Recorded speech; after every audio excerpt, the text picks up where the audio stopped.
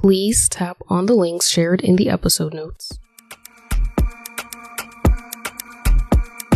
What's up? You are now listening to Americanized, a storytelling podcast where you'll hear from eclectic first and second generation Americans share their stories and real life experiences as children of immigrants. I had such a wonderful time connecting with Nikkei Lamodi, who you'll hear from in this episode. Born in Atlanta and raised in Ohio, Nikkei is a certified wellness coach who helps other first-generation eldest daughters overcome their people-pleasing tendencies so that they can improve their relationships, work-life balance, and health without any guilt. In this episode, we talk about our upbringing and finding the pride and peace in identifying with our West African roots. It took us a while, but we are finally there. Nikkei shares the ways in which she now embraces her culture after facing challenges with identifying with her culture growing up. Thank you so much for coming on the show and connecting. I'm really excited to talk with you today. Yes, thank you so much for having me. I'm extremely honored, so thank you. Of course. Could you share a little bit about yourself, your ethnic background, and a little bit of what you do? Yeah, so I am Nigerian-American, and I'm a certified wellness coach. So I help first-generation eldest daughters overcome people-pleasing so that they can create just more freedom in their health, relationships, and work-life balance without guilt. And a lot of my upbringing as a Nigerian American has fed into me serving this demographic of people. I love that. That's special work right there. That's a big task. And I'm glad somebody is doing it. Thank you. Yeah, that's huge. With you being Nigerian, I'm aware that a lot of Nigerian names carry meaning. Is there a meaning behind your name? Yeah. So my last name is connected to like royalty. And my first name, Ade Crown. So born to be honored or regaled is essentially the meaning behind my name, because both my first and last name, Ade, is the beginning of it. So they're all centered around crown, royalty, cared for, well cared for. Mm-hmm. Wow, that's powerful. Yeah, it's interesting to add too, the fact that I can tell you that now. I would not have been able to tell you that in my 20s when I couldn't stand the fact that I was Nigerian. So I'm so proud of myself now that I know that and understand it. It's been a part of the long journey of embracing my culture. So Well, that's really beautiful. I feel like your name signifies a lot of what you do. I feel like there's a connection there. Caring, something about care. I feel like the word came up, and then royalty. Yeah. And that's kind of what you're doing for yourself and for others. And it seems like it ties in really well. Yeah, I didn't realize that, but you're right. It does. I'm a certified wellness coach, so focusing on supporting people and their well-being, that they're caring for themselves. So yeah, you're right. So it's like full circle. That's perfect. I know. I love that. I did want to get into with your Nigerian culture, and you're saying not being able to really embrace your name or find the meaning in it and appreciate it the way you do now. What was that like growing up being a Nigerian American? Yeah, it was really rough. And I grew up in a predominantly white area in the South, in Atlanta. In the United States, the South is just where a lot of the slavery happened and stuff, for any listeners who aren't American. So some of those traditional old mindsets still really are prevalent in people in the South. So being Nigerian American, I was, teased for my name and teased for my skin color, teased at the time for like my physical size, because I was emotionally eating because of the bullying. So I was gaining weight and then going through hormones and everything that you do in middle school. And so this was like teasing that was happening, not just from like schoolmates, but also from family on my mom's side who were African American. And so just the ignorance that comes from Americans not knowing that Africa is a continent, but there's different countries, not knowing that there's modernization in different countries in Africa. So there was a lot of bullying of, your dad eats chocolate ants and runs around with no clothes and all these things. And as a kid, you don't understand it. Especially because my dad didn't talk about his upbringing much. He would say like, Lagos is just like New York City. We have buildings, we have all these things. It's a beautiful city, but he never went into depth about a lot of his upbringing and stuff. So as a kid, I'm like feeling very frustrated and annoyed of like, why do I have to have this Nigerian name? Why couldn't I have just been named Nicole? Even growing up, my play name as a kid in elementary school was Nicole. Like, that's what I was like, because I just hated anything related to it because I just didn't like that I was being bullied for it. And so I just battled a lot of feelings growing up of where do I belong? Because I'm being teased for being Nigerian, but I'm being teased by my African-American family members that I'm too white. And so I'm like, so I don't fit in with African-Americans. I don't fit in with the kids at school. And I just didn't understand, like, where do I belong then? Who am I? And so it made it really hard for me transitioning into high school and college to really find my identity for a really long time because I didn't know where I fit in and where I belonged. So it wasn't until my dad passed in 2018 that I really started to do the work of wanting to learn more about his Nigerian heritage. So I still have living aunts and uncles on my dad's side. And through that, and also just working through my own inner stuff, I've learned to be like, oh my gosh, I love Nigerian culture. And the fact that there's so much more for me to even learn is exciting now. Whereas before I was like, I don't care. So that's kind of been like a up and down battle of growing up Nigerian-American and the impact it's just had on me from elementary on up through even post-college, really. Wow, I feel like you just preached, and I feel like you spoke to a lot of people, including myself. And I do want to say sorry to hear about your dad passing. Oh, yeah, thank you. Thank you. Yeah, of course. I appreciate that. Yeah, of course. That's a lot, and that's rough with your dad being the person you can connect to directly to your culture, even though you do have your aunts and other family members. Yeah. But it's like not until his passing that you really were like, that curiosity and that embracing of your culture, it sounded like started to come to life. It did. It really did. And I think that in that it's so sad sometimes that when bad things happen, then we have gratitude or just perspective, but it really helped me to see the lasting impact on my dad that he's had on my life. I'm 33 now, but he really was so bent on school, making good grades and education. Like he got us workbooks to do in the summer for the next grade because he stressed education. So every summer if I was in fourth grade, I was doing fifth grade math and science workbooks. And I struggled with math a lot as a kid. And I just remember my dad trying to explain maths. That's what he called it to me. And I would be crying. He would be like, which is not yelling because all Nigerians just speak loudly when they talk. But as a kid, I thought that he was yelling. So I'm like, you're yelling at me, something I can't get. So it just made me hate math.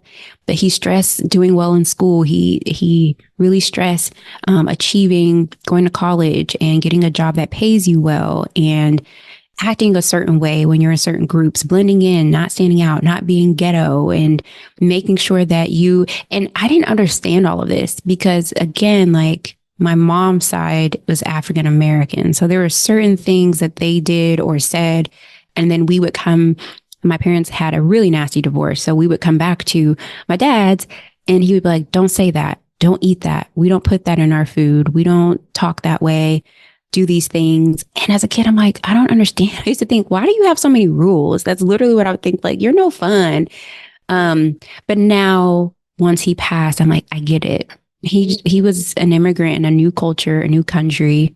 And the way that you kind of honestly get by is you blend in and you belong and you assimilate and you adapt to every new environment that you're put in, whether or not it's what you agree with or what feels comfortable. It's to help you get ahead and to do what needs to happen. So I appreciate him trying to help us understand that at a young age, even though he didn't really understand a way how to express it to us in a way we could understand as kids.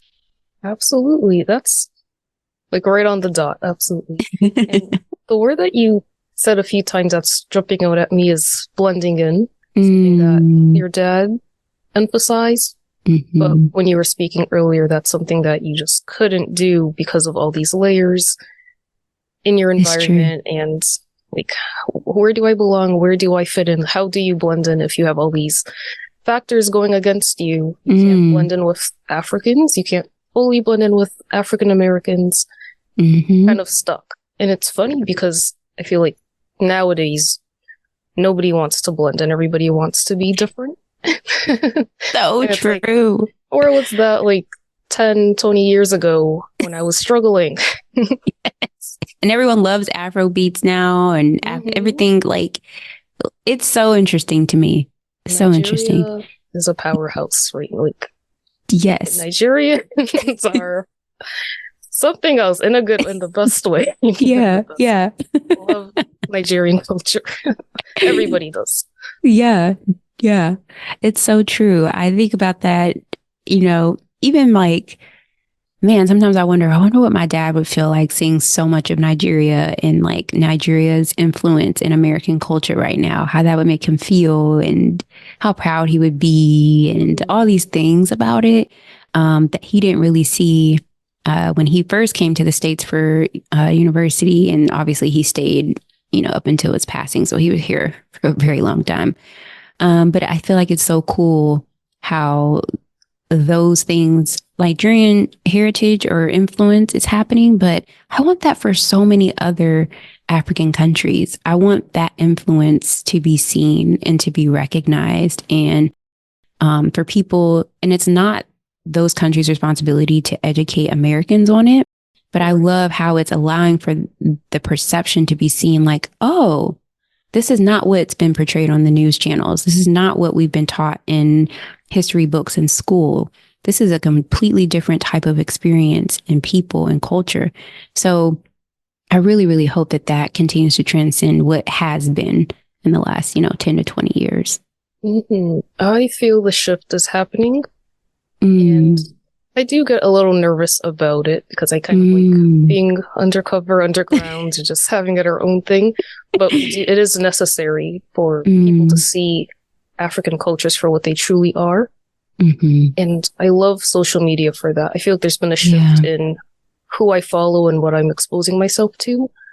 So now I'm like seeing it's a lot of West African stuff too, just the culture right in front of me. And truly, there's this account called Romanticizing African Countries. It's just like the beautiful aesthetics and sceneries of African countries. And I'm like, this is so, this looks so peaceful. Yeah. I love West that. African community. Yeah. I love that too. Any type of page like that, I'm like, follow, just see it all. Yeah. That's beautiful. Have you been to Nigeria? I haven't been to Nigeria. I know a lot of people are probably shaking their heads when I just said that. I was supposed to go in December. My aunt, she goes there at the end of the year. And my sister ended up going.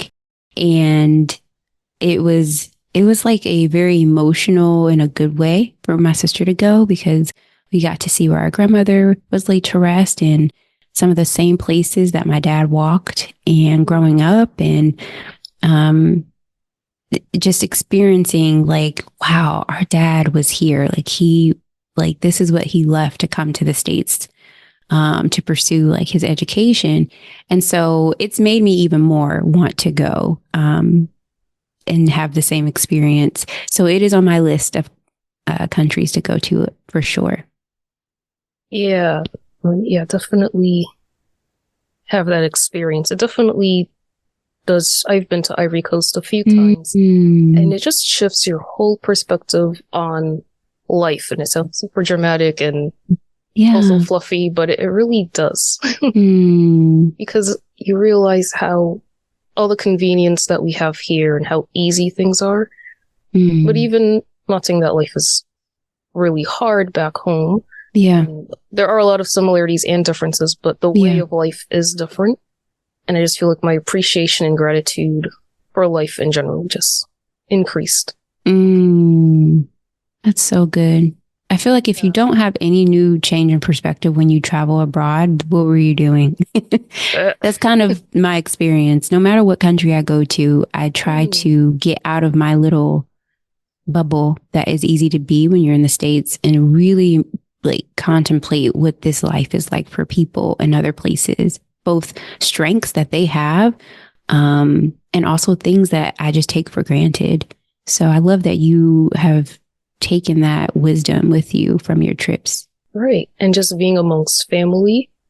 And they're just so joyful and happy to receive you. So when you go and let me know. Let me know. I will.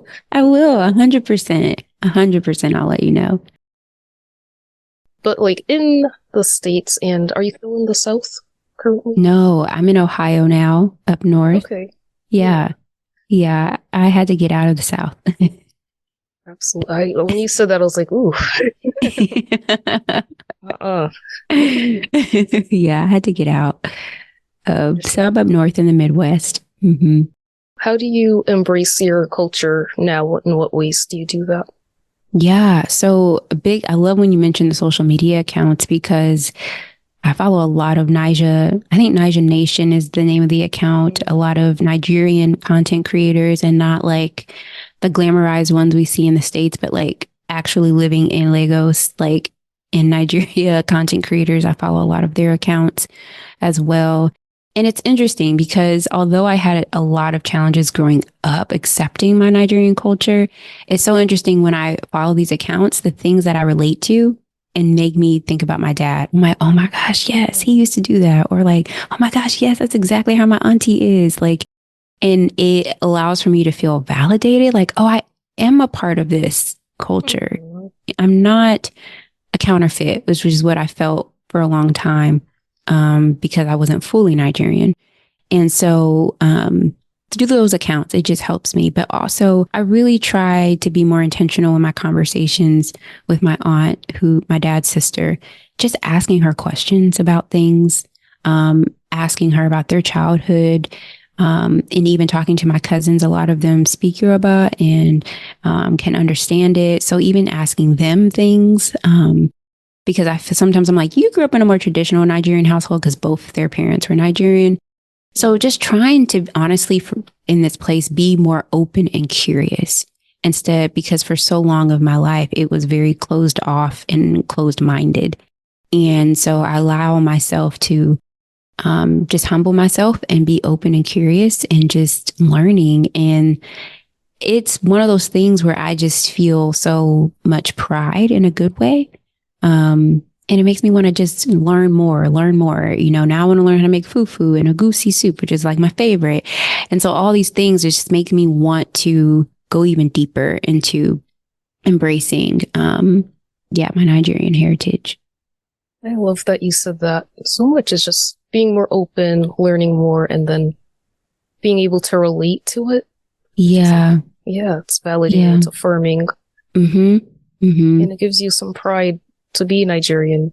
Yeah, it does. It really, really does. And if you would have like told middle school me that, I would have never believed you. But I'm like, wow, I really do. And it's not because of the whole now Nigerians are always like in the spotlight or media, but just Nigerian people, like who they are, the things they accomplish, like their confidence, like everything, it just makes me so proud. So I'm just grateful to like be at this place finally in my journey.